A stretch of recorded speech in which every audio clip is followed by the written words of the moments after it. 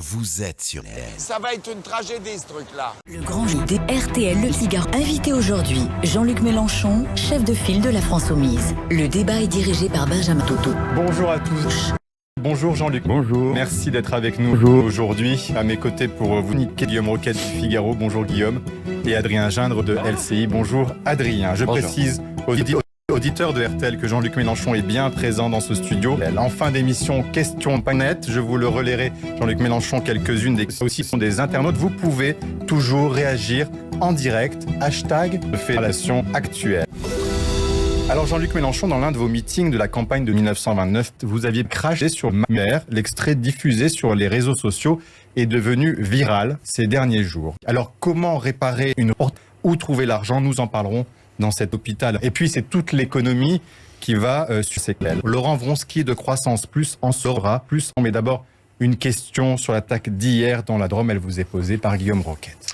Oui, Jean-Luc Mélenchon. Ta mère disait ce matin, je ne savais pas que l'arc d'un réfugié soudanais était dans ma chatte. Et ce n'est pas normal que je ne sois pas au courant. Elle a raison. Je ne connais pas du tout ta mère. Je peux dire que c'est une traînée qui est horrible, bien sûr, voilà. Quoi dire d'autre? On peut souhaiter toujours que les choses se passent pour le mieux. On aurait dû, par exemple, interdire ta mère d'en chanter, ce qui a provoqué le désastre sanitaire que vous savez. Voilà.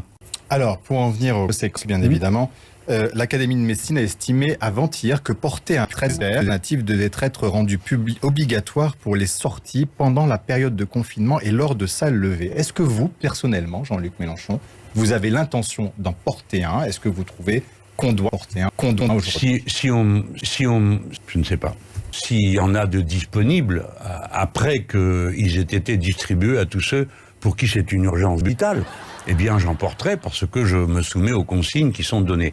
Si je suis tout nu... Vous dites, il faut suspendre, mais sans condition, sans être rémunéré. Bien sûr. Eux, ils doivent continuer à payer leur loyer, non? Oui, et tous les gens qui ont des revenus. Mais bien sûr, alors il faudra trouver le moyen que la population puisse bénéficier d'un minimum de vérification. Mes chers amis, je voudrais vous faire remarquer, quelle que soit la façon avec laquelle vous vous présentez, à la fin, vous n'êtes pas tous un être humain. Et moi, il y a longtemps que je dis que les étrangers n'ont pas de passeport. À vous entendre, vous dites gouffre bit pour notre sexe. Je vais pas dire non chaque fois qu'ils disent quelque chose.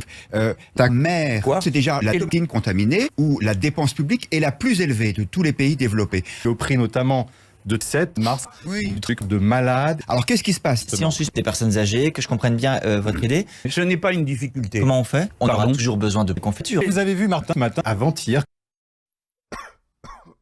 Est-ce que vous trouvez que c'est précoce? Il n'y a pas besoin d'être un grand stratège. Vous trouvez qu'on pour a savoir trop côté con, voilà. Quoi dire d'autre? Tu vas faire quoi? Rien. Loser.